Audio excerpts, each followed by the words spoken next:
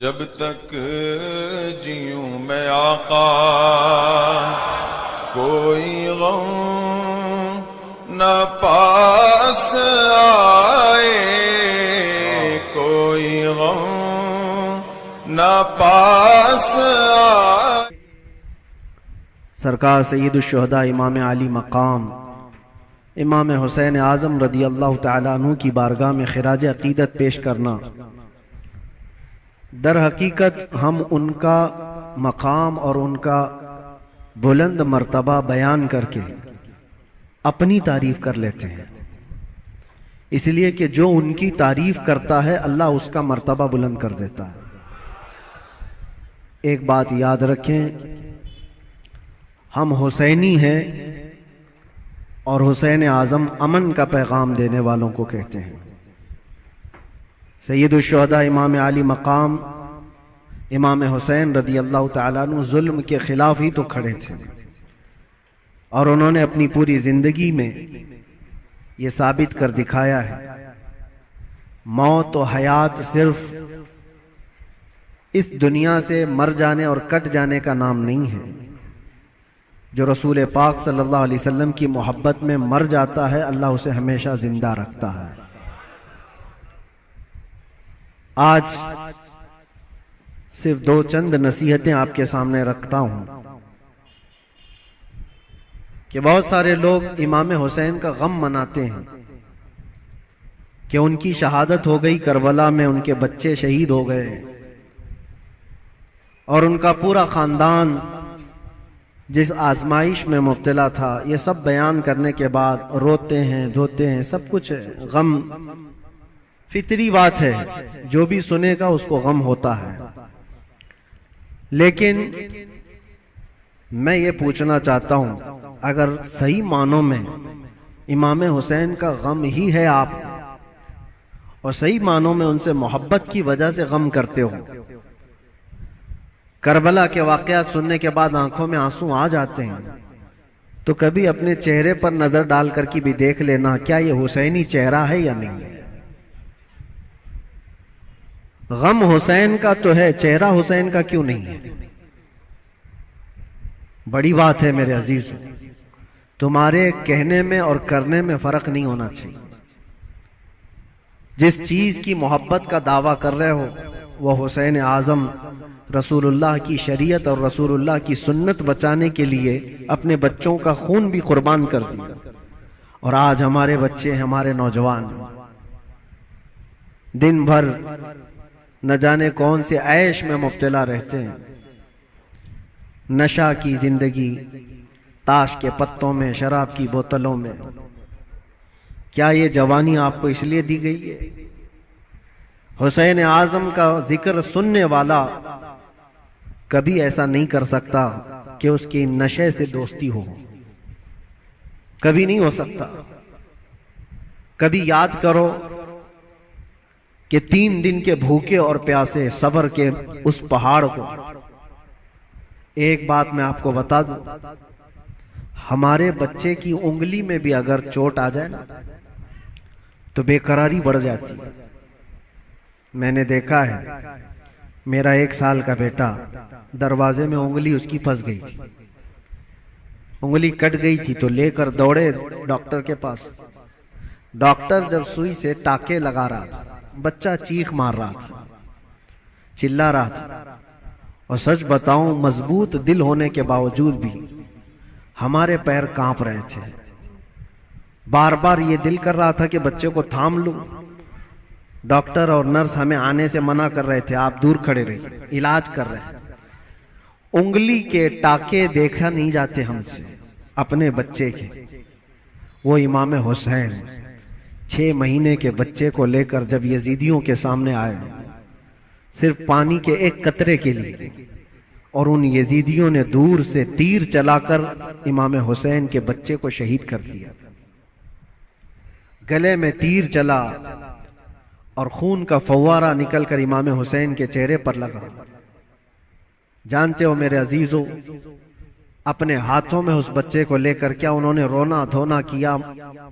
نہیں، اللہ کی بارگاہ میں پیش کیا اور عرض کیا کہ مولا میری یہ چھوٹی قربانی بھی قبول فرما لے۔ کیا اتنا جگر ہے کسی کے پاس؟ ایک طرف بھانجوں کے بھتیجوں کی لاشوں کو دیکھنا، اپنے بھائی کی سگے بھائی کی لاش دیکھنا، بہت صبر کیا، لیکن کبھی آپ سوچتے ہیں یہ سارا صبر کس کے لیے تھا؟ اس لیے تھا کہ حضور کی شریعت ہم تک پہنچ جائے، آنے والی نسلیں سیدھے راستے پر چل سکیں، اس لیے اتنی بڑی قربانی تھی۔ اور اگر آج ہمارا نوجوان سیرت حسین پر نہیں چل سکتا تو پھر وہ غم حسین منانے کا اہل بھی نہیں ہے، وہ کربلا سننے کا اہل بھی نہیں ہے۔ کربلا کے واقعات سننے والا نوجوان وہ سچی توبہ کر کے سچے راستے پر چلنے کا عزم کرے تو ہی حقیقی معنوں میں وہ حسینی کہلاتا ہے۔ اور آپ کو پتہ ہے حسین اعظم کے ساتھ کون تھا کربلا میں؟ صرف ان کا خاندان، 82 لوگ، 82 لوگ گئے تھے، جس میں سے تو 72 کے قریب شہید ہو گئے۔ عورتیں بچی تھی، آپ کی بہن اور آپ کی بیوی، آپ کی بیٹی، یا عورتیں جب قیدی بن کر کے جا رہی تھی۔ لوگ الٹا سیدھا بیان کرتے ہوں گے، لیکن صحیح معنوں میں روایت یہ ہے کہ ان اہل بیت کی خواتین کو اس حالت میں بھی پردے میں دیکھا گیا ہے۔ اہل بیت کی کوئی عورتیں بے حجاب نہیں تھی، وہ اپنے پردے کی پابندی کر رہی تھی، جیسے چاہے ویسے۔ آپ کو ایک بات بتاتا ہوں، جب امام حسین کا سر لے کر کے دمشق میں پہنچے، دمشق میں جب پہنچے تو پورے لوگ سر امام حسین کو دیکھنے کے لیے بھیڑ لگائے ہوئے تھے۔ تو اس وقت حضرت بی بی سکینہ جو 9 سال کی تھی، امام حسین کی بیٹی، وہ بھی چل رہی تھی۔ ایک صحابی وہاں دمشق میں رہتے تھے حضور کے، ان کی عمر زیادہ تھی، 80 سال کے قریب کے تھے۔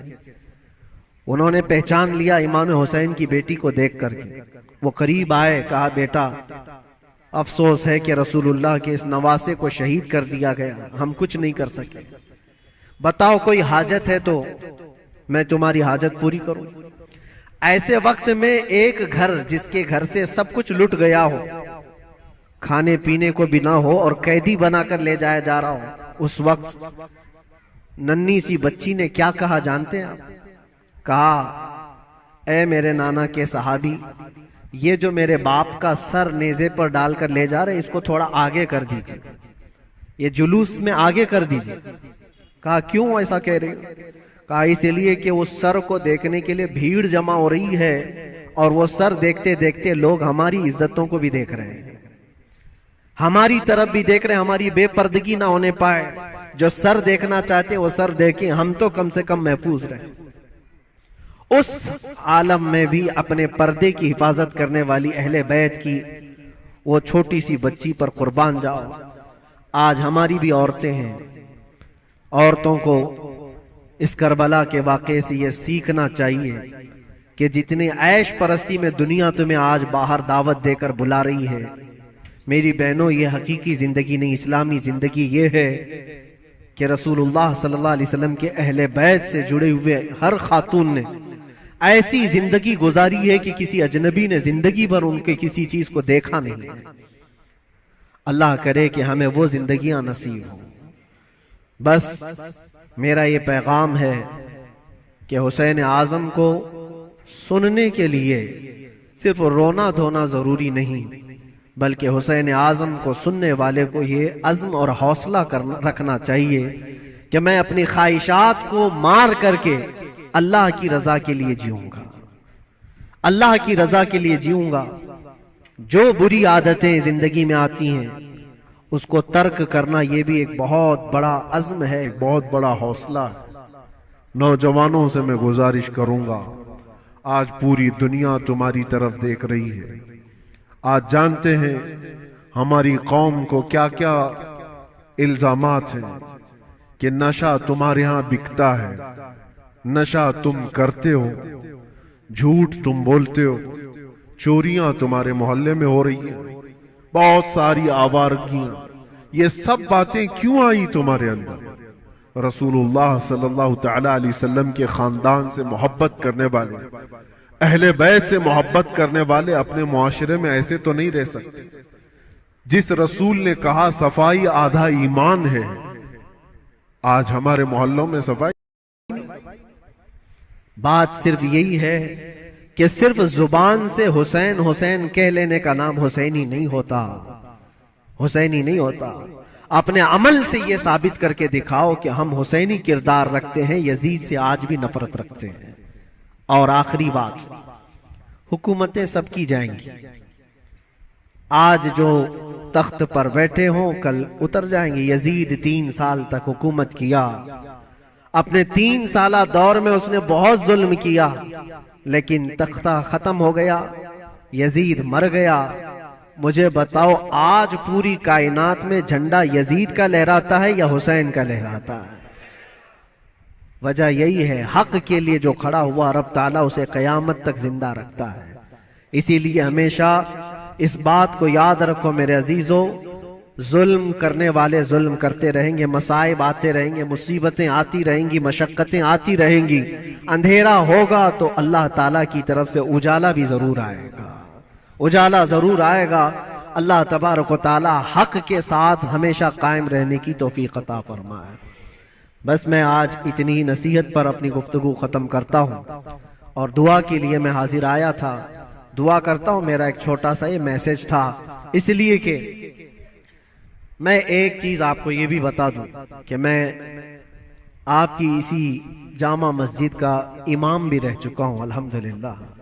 हमारे बच्चे यहाँ पर हैं, हमारे बरसों से सुनने वाले सामाईन यहाँ पर मौजूद हैं। हो सकता है कुछ लोगों के लिए नया होगा, लेकिन चूंकि 15 साल गुजर गए तो 15 साल में बहुत सारे मामलात भी गुजर जाते हैं।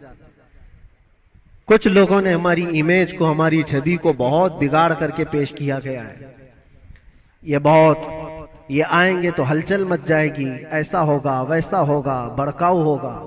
मेरे अजीजों, एक बात याद रखो, जो हुसैन आजम से ताल्लुक रखता है वो कभी भी आतंक से ताल्लुक नहीं रख सकता, उसका कोई ताल्लुक नहीं होगा। हाँ, जो यजीदी होगा वो यजीद के किरदार के साथ जुल्म कर सकता है, लेकिन हुसैन आजम के किरदार को सीने से लगाने वाला वो अपने ऊपर मुसीबतों के पहाड़ उठा तो लेगा, लेकिन फसाद और फितना मचाने की कभी कोशिश नहीं करेगा। अल्हम्दुलिल्लाह आज मैं ये आपके सामने इसलिए इजहार के साथ कह रहा हूं कि हमारा मकसद किसी भी जगह पर फितना फसाद फैलाना नहीं है, लॉ एंड ऑर्डर को खराब करना नहीं है। हम अपने जुबान से जो भी बात अर्ज करते हैं वो हक के लिए बात अर्ज करते हैं, नौजवानों की इस्लाह के लिए करते हैं। यहां पर बड़े लोग गवाह होंगे इसी मस्जिद के, वो बच्चे जो 24 घंटे नशे में रहते थे, अल्हम्दुलिल्लाह 60 से ज्यादा नौजवान मेरे साथ इसी मस्जिद में एहतिकाफ पे भी बैठे थे। जानते होंगे पुराने लोग, और अब तो बच्चे बड़े भी हो गए और यहाँ तक कि मस्जिद की कमेटी में भी आ गए। बहुत सारे लोग, बचपना होगा, जवानी आएगी, बुढ़ापा भी होगा। पहले के लोग भी यहाँ पर जो मुझे जानते हैं, हमारा एक ही मकसद होता है, एक ही मकसद है। वो मकसद क्या है कि मोहम्मद से वफा तूने तो हम तेरे हैं, ये जहां चीज है क्या, लौह कलम तेरे हैं। बिगड़े हुए रास्ते तुम्हें वहां से निकाल कर लाना, उस रास्ते पर तुम्हें कायम रखना जो रास्ता तुम्हें सीधे इस मस्जिद से लेकर मदीने तक पहुंचा देता हो, ताजदारे मदीना सल्लल्लाहु अलैहि वसल्लम के कदमों तक पहुंचाता हो, उस रास्ते पर तुम्हें लाकर खड़ा करना, बस ये हमारा मकसद है। बाकी किसी को जोश दिलाना, किसी को उकसाना, किसी को फितना और फसाद में लाना कभी हमने पहले ना किया था और ना ही करना है। हाँ, अगर किसी को ऐसा लगता हो तो ये उनकी खाम ख्याली है। बस हम तो ये कहेंगे, या रसूल अल्लाह, तेरे गुलामों का नक्शे कदम है राह खुदा, वो क्या बहक सके जो ये सिर्फ चिराग लेके चले, वो क्या बहक सके जो ये सुराग में लेके एक चले। मशहूर मुहावरा है, एक छोटा सा अगरचे टुकड़ा है लेकिन बहुत माना खीज है। लम्हे ने खता की, सदियों ने सज़ा पाई। कभी कभार ऐसा होता है कि एक छोटे से लम्हे में ख़ता हो जाती है और उसकी सज़ा सदियों तक रहती है। اسی لیے ہمیشہ ایک بات یاد رکھیں کہ ہم سے ہونے والی غلطیوں کا تعلق کس بات سے ہے. اپنی ذات سے ہے تو اس کی تلافی ہو سکتی ہے، لیکن کسی اور کی ذات سے ہے پھر یہ دیکھنا ہوگا کہ وہ ذات کون ہے. میں یہ بات اس لیے عرض کر رہا ہوں کہ کربلا کے واقعات کے بعد صدیاں گزر گئیں، لیکن اس ظالم حکومت یزید کی حکومت پر اب تک لعنت کی جا رہی ہے اور قیامت تک یہ چلتا رہے گا. حالانکہ اگر تاریخ دیکھی جائے تو بہت مختصر سی حکومت کرنے والا ہے شخص، یعنی صرف اس کو 3 سال ملے ہیں. حضرت امیر معاویہ کے انتقال کے بعد تخت پر بیٹھا اور 3 سال تک حکومت کیا، اس کے بعد بہت سخت بیماری کے عالم میں مر گیا. تو یزید کا دور حکومت صرف 3 سال ہے، لیکن ان 3 سالوں کے اندر جو سب سے ہولناک حادثہ پیش آیا ہے وہ کربلا کا ہے. اور دوسری بات یہ ہے کہ یزید کربلا میں حاضر بھی نہیں تھا، کربلا میں گیا نہیں ہے، لیکن سارا الزام اس کے سر پر ہے. اس کی وجہ یہ ہے کہ اس کی منشا سے ہوا تھا، اس کے حکم پر ہوا تھا. اب اس بات کا اندازہ کیجئے کہ ہم سے ہونے والی کوئی بھی غلطی اگر کسی ایسی ذات سے ہے جو اللہ کا محبوب ہے تو پھر یہ غلطی بھلائی نہیں جاتی، قیامت تک یاد رکھی جاتی ہے.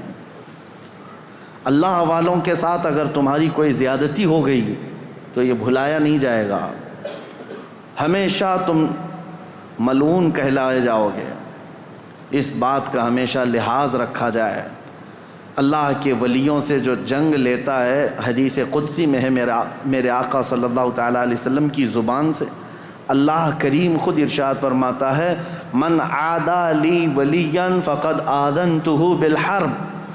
جس نے میرے کسی ولی سے دشمنی مول لی، رب تعالیٰ فرماتا میں اس کو جنگ کا اعلان کرتا ہوں، میرے ساتھ اسے جنگ کا اعلان کرتا ہوں. تو اللہ سے جنگ کرنے کا کون یہاں پر کس کی جرأت ہے اور کس کی جسارت ہے؟ تو جو اللہ والوں سے جنگ کر لیتا ہے، دشمنی کر لیتا ہے، گویا کہ وہ رب تعالیٰ سے دشمنی کر رہا ہے اور جنگ کر رہا ہے. اس کا خاص خمیازہ دیکھا ہم نے. جن لوگوں نے اہل بیت اطہار کے ساتھ دشمنیاں کی ہیں وہ آج تک اللہ تبارک و تعالیٰ کے غضب کا شکار ہیں، آج تک اس کے غضب کا شکار ہیں. کسی بھی قوم کے اندر پوری دنیا گھوم کر کے آئیں، یزید کی ذریت کو یا اس کے کاموں کو اچھا کہنے والی کوئی بڑی جماعت آپ کو نہیں ملے گی. اکا دکا کوئی ایسا گمراہ شخص ہو، بددین ہو، بدعقیدہ ہو تو اس کی بات الگ، لیکن اتنی 14 صدیوں کے اندر ہزاروں ائمہ اکرام آئے، ہزاروں علماء اعظام آئے، لاکھوں کی تعداد میں صالحین آئے، کسی نے بھی اس کے کاموں کو اچھا کبھی نہیں بتایا. ایک وجہ یہ بھی ہے میرے عزیزو، اس نے زندگی میں کبھی کچھ اچھے کام کیے ہوں گے لیکن اس کا فرق نہیں پڑتا، برائی غالب آ جاتی ہے. اور وہ بھی برائی ایسی کہ رسول اللہ صلی اللہ تعالیٰ علیہ وسلم کے نواسے کا اور ان کے خاندان والوں کا اس طرح سے قتل کر دینا کہ جس کو رہتی دنیا تک یاد کیا جاتا ہے. اب ان کے بعد حالات کیا ہوئے، جیسا کہ میں نے اعلان کیا تھا 10 مجالس محرم میں کہ ما بعد کربلا کیا ہوا تھا، کربلا کے بعد کے حالات کیا ہیں. کربلا کی جنگ ختم ہوتی ہے حضرت امام حسین کی شہادت پر. جب آپ کا سر مبارک الگ کر دیا گیا تو یہ جنگ ختم ہو گئی. جشن منایا یزیدیوں نے، تقریباً 22,000 کا جو لشکر تھا اس میں کئی مرے بھی تھے، لیکن جلد بازی میں سارے جتنے بھی شہداء تھے سب کو ادھر ادھر بکھیر دیا گیا، لیکن چند سروں کو انہوں نے جمع کیا. خاص طور پر مولا امام حسین رضی اللہ تعالیٰ عنہ کا سر، کیونکہ دلیل کے طور پر انہیں یہ لے کر کے جانا تھا یزید کے دربار میں کہ دکھایا جائے کہ ہماری جنگ بھی ہوئی اور ہم نے کاٹ بھی دیا ہے، ختم کر دیا ہے. کبھی کبھار انسان حیوانیت کا شکار ہو جاتا ہے اور اتنا گرتا ہے کہ جانور بھی ایسا نہیں کرتے. اسی لیے امام غزالی کی وہ بات یاد رکھو کہ انسان کی 3 قسمیں ہیں، کبھی افضل ہو جائے تو فرشتوں سے بھی افضل بنتا ہے، اور کبھی نیچے گر جائے تو یہ جانوروں سے زیادہ ذلیل ہو جاتا ہے۔ جانور اپنی برادریوں میں سے کسی کا ایسا بہشکار یا ایسا قتل نہیں کرتے جیسا انسان انسانیت کا کرتا ہے، انسانوں کے ساتھ کرتا ہے۔ تو بہرحال جس نبی کا کلمہ پڑھتی تھی یہ جماعت، اس نبی کے اس نواسے کو جس کو رسول اللہ بے حد محبت کرتے تھے اور جس کے متعلق یہ فرمایا تھا کہ یہ جنتی جوانوں کا سردار ہے، اس کو کاٹ کر کے لے جا رہے ہیں، سر بھی لے کر کے جا رہے ہیں ساتھ میں۔ اور جب کربلا سے نکل کر کے یہ سب سے پہلے آئے تھے کوفہ کی سرزمین، یہیں تو امام حسین کو بلایا گیا تھا کہ آپ آ جائیے، یہاں سے آپ کو امیر المومنین منتخب کیا جائے گا۔ اسی کوفہ میں امام حسین کا سر لایا گیا تھا۔ کوفہ والوں پر اہل بیت اطہار کی طرف سے ایک غضب بھی ہے، اور آج دنیا میں دھوکے کے نام سے اگر کوئی چیز جانی جاتی ہے تو کوفہ، کسی کو اگر کہہ دیا جائے کہ کوفی ہے تو ایک محاورہ ہے، مثل بن گئی ہے کہ دھوکہ دینے والے کو کہتے ہیں، کیونکہ وہ دھوکے میں مشہور ہو گئے ہیں، بہت مشہور ہو گئے۔ تو کوفہ میں جب سر لایا گیا تو لوگوں کا ایک تانتا بند گیا دیکھنے کے لیے، اور عبید اللہ بن زیاد جو وہاں کا گورنر تھا اس کے پاس سر رکھا گیا تو اس نے اس کی بے حرمتی بھی کی، کہا حسین اگر تم یہاں نہ آتے تو تمہارے ساتھ یہ نہ ہوتا۔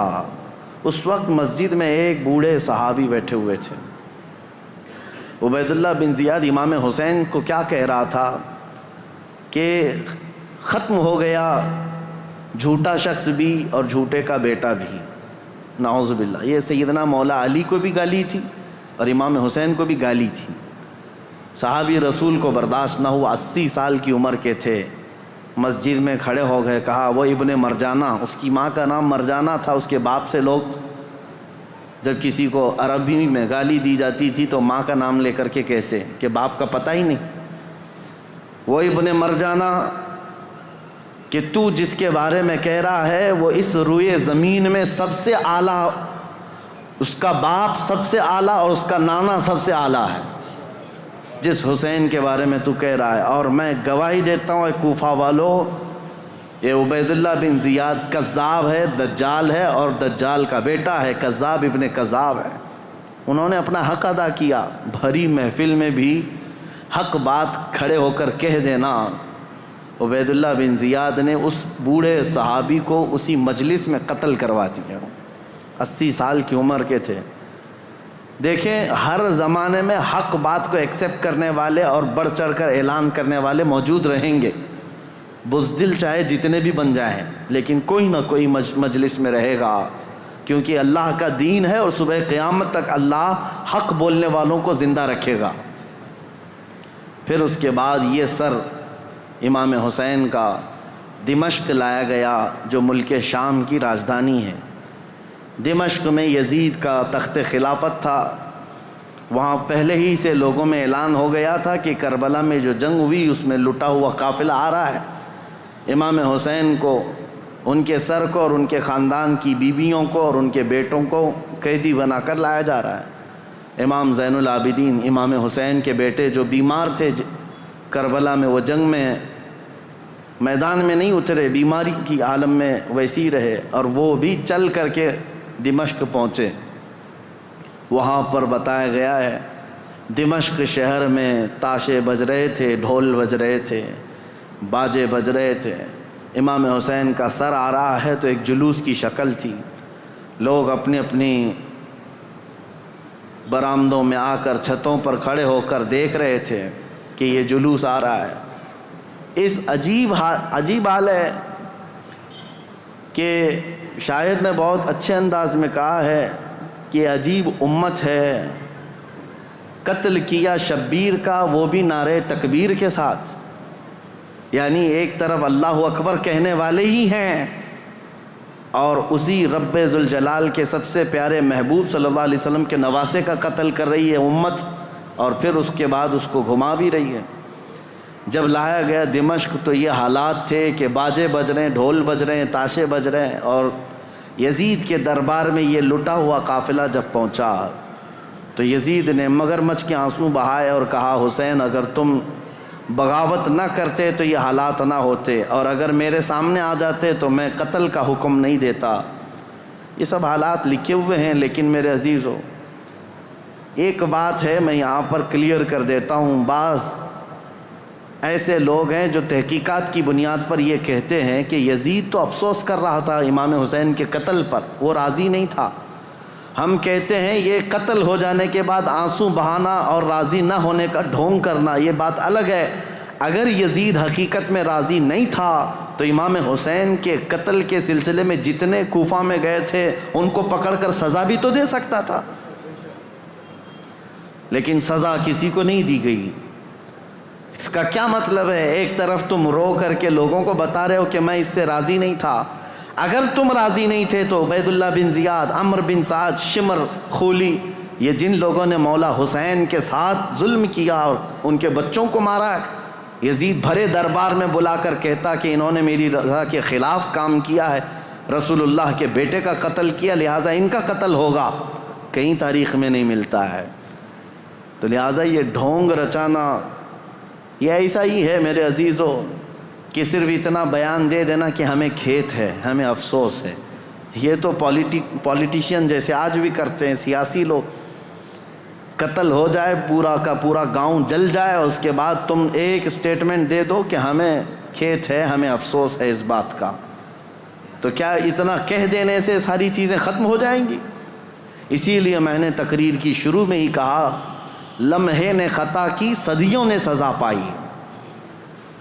کبھی ایک لمحہ خطا ہو جاتی ہے اور اس کی سزا قیامت تک قائم رہتی ہے۔ یہی یزید نے کیا۔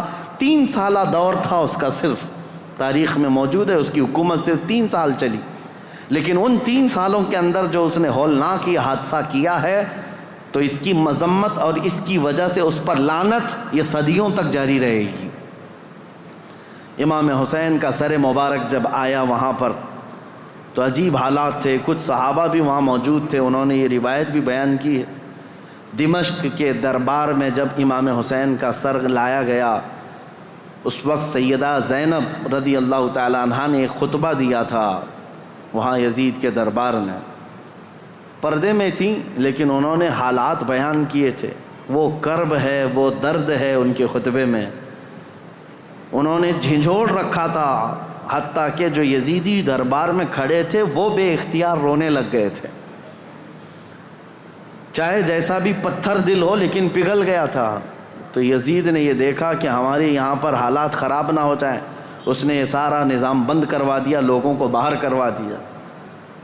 تو امام حسین کے سر کو بار بار وہ چھڑی لگا کر بات کرتا تھا، اور اس کے بعد تاریخ میں یہ موجود ہے کہ امام حسین رضی اللہ تعالیٰ عنہ کا سر مبارک، اس میں روایات میں اختلاف ہے۔ بعض نے کہا امام زین العابدین کے ساتھ مدینہ طیبہ لایا گیا، بعض میں شہر عسقلان میں رکھا گیا جو ملک شام کا ایک علاقہ ہے، تہخانے میں رکھا گیا تھا، اور تقریباً 450 سال کے بعد وہاں سے مصر لایا گیا قاہرہ میں۔ قاہرہ میں آج بھی امام حسین کا سر مبارک دفن ہے۔ جو وہاں کی تحقیقات ہیں وہ جہاں پر بھی ہے، لیکن ایک بات تو طے ہے، اللہ تبارک و تعالیٰ نے ان کے متعلق فرمایا ہے کہ ان کو مردہ نہ کہو، وہ جہاں ہیں زندہ ہیں، شہید ہیں۔ اب جب مدینے یہ قافلہ آیا تو بڑا غمگین ماحول تھا پورے مدینے کا۔ مدینے والوں کو پہلے سے خبر تھی۔ حضرت ام سلمہ رضی اللہ تعالیٰ عنہ میرے آقا صلی اللہ علیہ وسلم کی ایک زوجہ ہیں، حضور کی بیوی۔ ایک مرتبہ حضور اکرم صلی اللہ تعالیٰ علیہ وسلم بیٹھے ہوئے تھے، اچانک آپ کی آنکھوں میں آنسو آئے۔ حضرت ام سلمہ نے پوچھا یا رسول اللہ صلی اللہ علیہ وسلم یہ آنسو کس بات کے؟ کہا کہ مجھے جبرائیل نے آ کر یہ خبر دی ہے کہ میرے اس لخت جگر فاطمہ کے بیٹے کو میری امت شہید کر دے گی، مار ڈالے گی، مجھے اس بات کا قلق ہے، دکھ ہے۔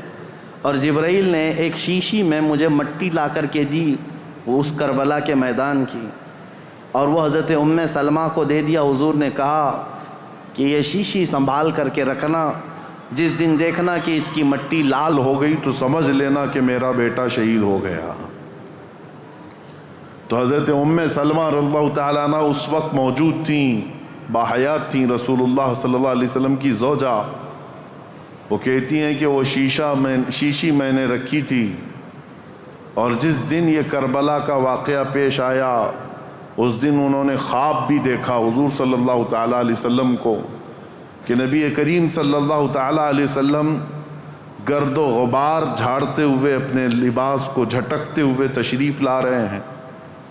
تو حضرت ام سلمہ نے حضور کو خواب میں دیکھ کر پوچھا، یا رسول اللہ صلی اللہ تعالیٰ علیہ وسلم، کون سے لمبے سفر سے آپ تشریف لا رہے ہیں کہ گرد و غبار آپ جھاڑتے ہوئے تشریف لا رہے ہیں؟ میرے آقا صلی اللہ تعالیٰ علیہ وسلم نے فرمایا، ام سلمہ، میری امت کے اشقیاء نے میرے بیٹے کو اور میرے خاندان کو کاٹ دیا، قتل کر دیا کربلا کے میدان میں۔ ان کی سب کی لاشیں میں جمع کرتا کرتا سب کو دیکھتا ہوا وہاں سے آ رہا ہوں، کربلا کے میدان سے تھکا ہوا۔ حضرت ام سلمہ کہتی ہیں کہ میں گھبرا گئی، یہ خواب دیکھی تھی رات کو۔ صبح وہ جلدی اٹھتی ہیں، یہ عاشورہ کا دن تھا، وہ فرماتی ہیں کہ میں جلدی سے جا کر اس شیشی کو یاد کرتی ہوں جو میرے آقا صلی اللہ علیہ وسلم نے مجھے زندگی میں دیا تھا، وہ ویسی سنبھالی رکھی ہوئی تھی۔ جا کر دیکھا تو اس شیشی کے اندر مٹی نہیں، پورا خون جمع تھا۔ حضرت ام سلمہ کہتی ہیں میں نے مدینے والوں کو اسی دن اطلاع دے دی کہ اے اہل مدینہ، رسول اللہ کا بیٹا شہید ہو گیا۔ اس وقت کوئی ٹیلی گرام نہیں تھا اور نہ ہی کوئی ایسی تیز خبریں لانے والا انٹرنیٹ یا موبائل یا فون کا سسٹم تھا، مواصلات تو نہیں تھے۔ خبریں جو آتی تھی کوئی قاصد خبر لے کر کے آتا تب پتہ چلتا، وہ بھی خبریں کبھی 8 دن کے بعد 10 دن کے بعد پہنچتی تھی، لیکن مدینے والوں کو اسی دن خبر پہنچ گئی تھی کہ امام حسین کا قتل ہو گیا۔ یہ حضرت ام سلمہ نے خبر دی تھی۔ مدینے والوں نے آ کر کے پوچھا کہ یہ حالات ایسے ہو گئے۔ اس کے بعد پھر اس دن سے لے کر ہر دن مدینے والے انتظار میں رہتے کہ رسول اللہ کا یہ خاندان اہل بیت کب یہ واپس مدینے آئیں گے۔ تو ملک شام سے وہ لوگ واپس جب مدینے آ رہے تھے تو پورا مدینہ باہر نکل گیا تھا، پورا مدینہ باہر نکل گیا تھا، اور وہاں پر جو بچی ہوئی عورتیں تھیں سیدہ زینب اور امام حسین، کربلا کی 2 بیویاں جو بیوہ ہو گئیں، اور امام زین العابدین اور امام حسن کے 2 بیٹے، چھوٹا سا ایک قافلہ واپس مدینے آ رہا تھا۔ تو مدینے والے کہتے ہیں جیسے ہی وہ قافلہ مدینے کے اندر آیا تو لوگوں کی ایسی چیخیں بلند ہو گئیں، لوگ دیکھتے رہ گئے، کیونکہ رسول اللہ کے گھر کے کچھ افراد مدینے میں ابھی بھی موجود تھے۔ حضرت بی بی سغرا اور امام حسین کی اور ایک بیوی یہاں پر موجود تھی۔ سب انتظار کرتے رہ گئے، اور جیسے ہی یہ لٹا ہوا قافلہ آیا تو مدینے والے کہتے ہیں ایک وہ دن تھا جب رسول پاک صلی اللہ تعالیٰ علیہ وسلم کی وفات ہوئی، اس دن مدینہ سب سے زیادہ رویا تھا، اور دوسرا یہ دن تھا جب امام حسین کا قافلہ، لٹا ہوا قافلہ مدینے میں داخل ہوا تھا تو مدینہ سب سے زیادہ رویا تھا۔ امام زین العابدین بیمار سجاد جیسے ہی مدینے میں داخل ہوئے سیدھے روضہ رسول پر حاضر ہوئے، اپنے اس قافلے کو لے کر روضہ رسول پر حاضر ہوئے۔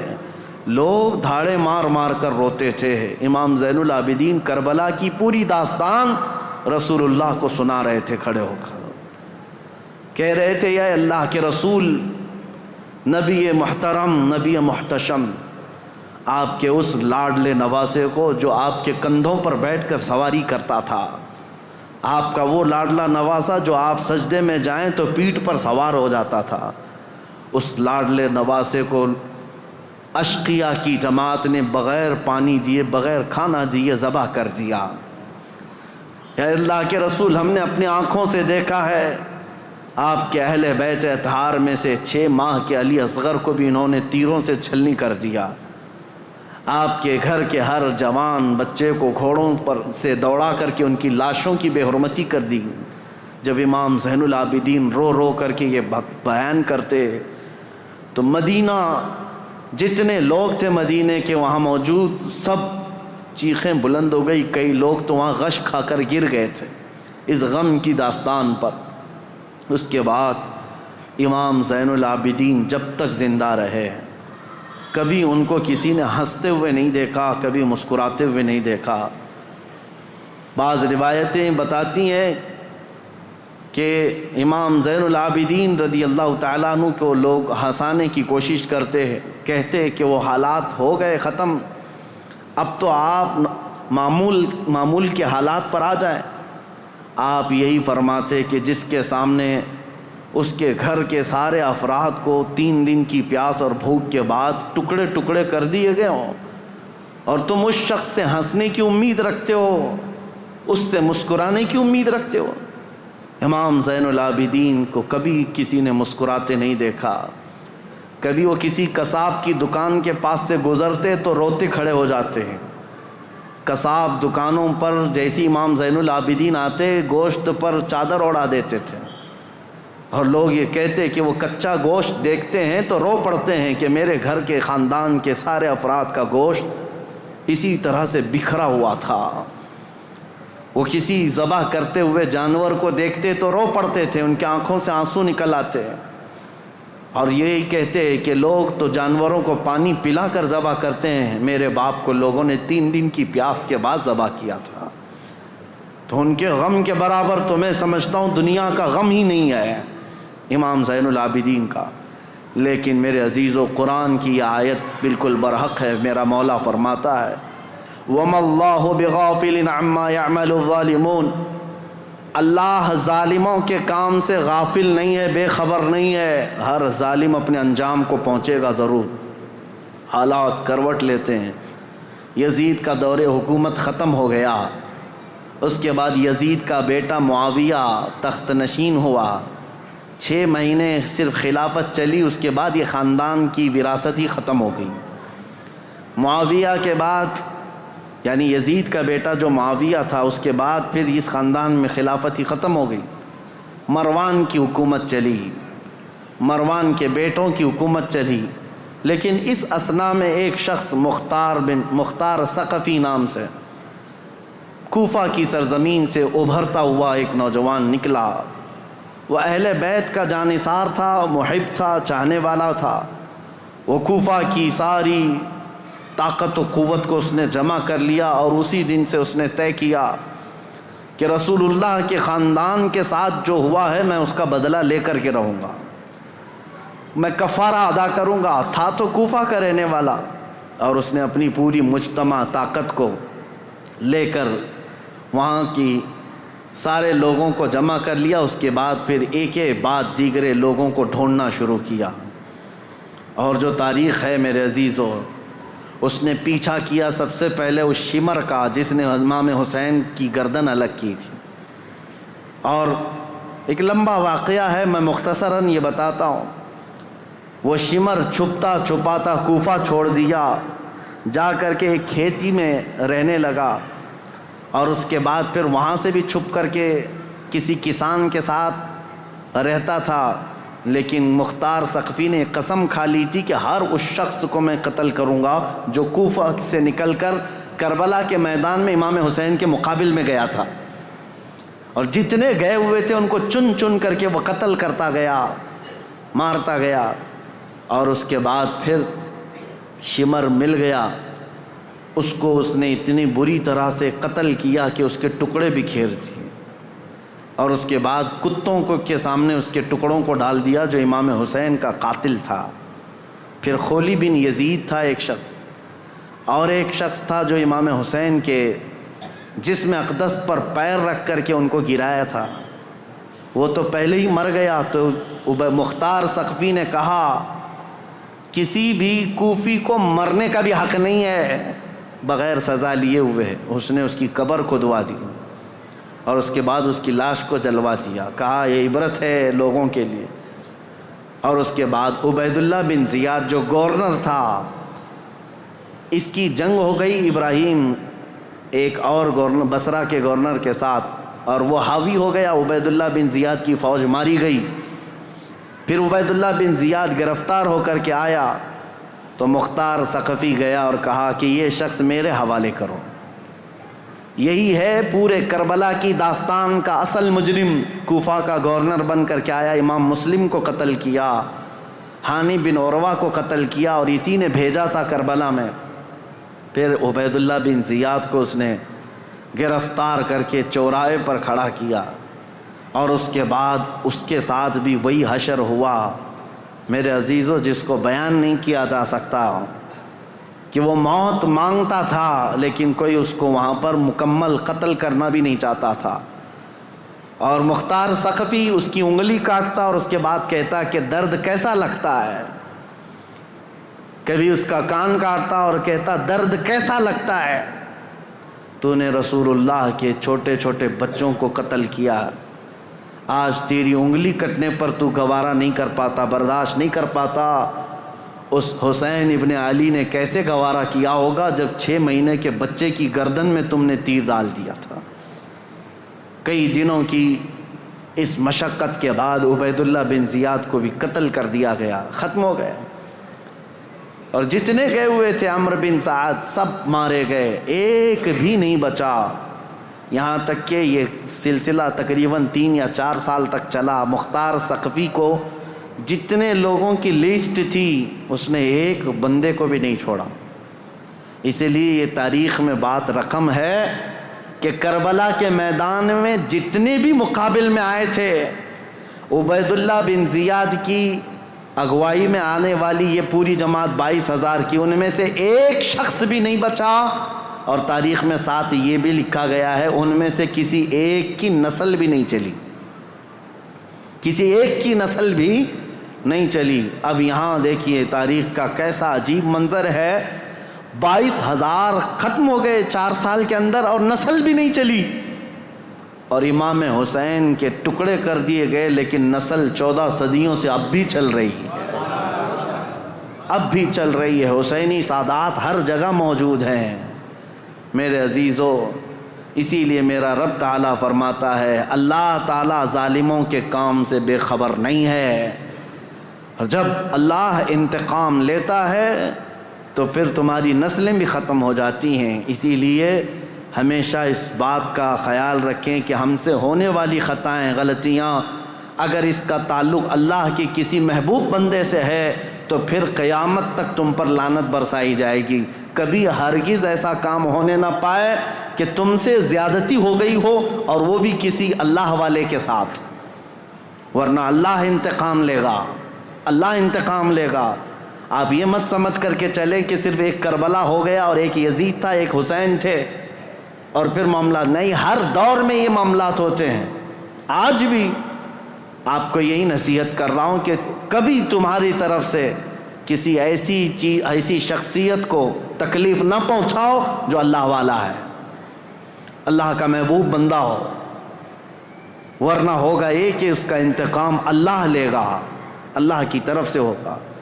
ایک مشہور بزرگ ہیں، وہ حضرت شیبہ، مجذوب بزرگ تھے، بیٹھے رہتے تھے بازار میں، اور ایک بڑے سیٹھ آدمی نے اپنی بیوی کو شاپنگ کے لیے لایا، اور اس کے بعد وہ اس کی عورت کو عمدہ لباس پہنا کر کے بازار میں چل رہا تھا۔ یہ جو حضرت شیبہ ہیں، بزرگ ہیں، ان کا پیر کیچڑ میں ایسے گر گیا تو کیچڑ اچھل کر کے بیگم کی لباس پر کیچڑ آ گیا، تو سیٹھ کو بڑا غصہ آ گیا کہ میری بیگم کے نئے نئے کپڑے جو ہے نا کیچڑ میں خراب ہو گئے، اور یہ بوڑھا شخص اس نے ایسا کیا، تو آیا زوردار 2 تماچے لگا دیا اس بزرگ کو، حضرت شیبہ کو۔ پاگل دیوانہ کہیں کا نظر نہیں آتا، کیچڑ میں پیر ڈال دیا، میری بیگم کے مہنگے لباس کو تو نے گندا کر دیا۔ اس بزرگ نے کچھ نہیں کہا، بابا معاف کر دو، غلطی سے میرا قدم گر گیا۔ کہا کیسی غلطی؟ دامن پکڑ کر کے کھینچنے لگا۔ بیگم آئی اور کہا چھوڑ دو، یہ اللہ والے ہیں، ان کے بارے میں لوگ جانتے ہیں۔ کہا کہاں کا اللہ والا، کیسا اللہ والا؟ اس کو دکھاوا تھا، اس سیٹھ کو اپنی بیگم کے سامنے اپنی پہلوانی دکھانی تھی، مارا توڑا سب کیا، گھر گیا۔ اسی شام کو گھر کے اوپر سیڑھیوں سے اس کا پیر پھسلا، نیچے گرا، اور ایسا گرا کہ سر کا کھوپڑی باہر آ گئی، بھیجا باہر آ گیا، جگہ پر انتقال ہو گیا۔ یہ واقعہ میں اس لیے بتا رہا ہوں مکافات عمل کیا ہے۔ اس کی بیگم نے ہلہ کرنا شروع کیا کہ یہ معاملہ اسی وجہ سے ہوا، آج اس بزرگ کو اس نے مارا، اسی وجہ سے میرا شوہر آج مر گیا۔ لوگ جمع ہوئے، سب کے پاس یہ عورت یہی کہتی تھی کہ اسی وجہ سے ہوا ہوگا، اسی وجہ سے ہوا ہوگا۔ لوگوں نے کہا چلو ہم پوچھتے ہیں ان سے، کیا آپ نے ایسی بد دعا کر دی اس بندے کو کہ مر ہی گیا بیچارہ؟ تو ایک حلوائی کی دکان پر یہ بیٹھے ہوئے مل گئے، لوگ آئے جو ذمہ دار تھے گاؤں کے، کہا کہ بابا اس نے 2 تھپڑ کیا لگائے، آپ نے اس کو ایسی بد دعا کر دی کہ اس کی تو جان چلی گئی، وہ تو ختم ہی ہو گیا۔ کہا کیسے ہوئے؟ لوگوں نے بتایا سیڑھیوں سے گرا اور نیچے گرا تو بھیجا ہی باہر آ گیا، مر گیا ہے۔ اس بزرگ نے کہا اللہ کی قسم، اللہ گواہ ہے میں نے کوئی بد دعا نہیں کی، اللہ کی قسم دیتا ہوں تم مجھ سے جو حلف لینا چاہو لے لو، میں نے کوئی بد دعا نہیں کی ہے۔ لوگوں نے کہا لیکن اس کی عورت تو یہی کہہ رہی ہے کہ آپ کو آج اس نے مارا تھا 2 تھپڑ اور آپ کی بد دعا سے وہ ہلاک ہو گیا، پھر ایسا کیسے ہو گیا ہے؟ اس بزرگ نے ہنستے ہوئے کہا کہ بیٹا بد دعا تو میں نے نہیں کی، میں تو معاف کر دیا، لیکن دستور ہے دوست کو پہنچی ہوئی تکلیف دوست برداشت نہیں کرتا، میں تو معاف کر دیا، میرا دوست جو اللہ ہے وہ گوارا نہیں کرتا۔ اس کے کسی ولی سے تم نے دشمنی کی تو خود فرماتا ہے میں اس کے ساتھ جنگ کا اعلان کرتا ہوں۔ اسی لیے ہمیشہ اس بات کا لحاظ رکھیں میرے عزیزو، ہمارے کسی عمل سے اللہ والوں کو تکلیف نہ ہو۔ دیکھو رسول اللہ کے اہل بیت یہ اللہ والے تھے، امام حسین، تکلیف پہنچی تو آج تک وہ یزیدی ذلیل ہیں اور لعنت کے پھٹکار ان پر برس رہے ہیں اور صبح قیامت تک ہوتے رہیں گے انشاءاللہ۔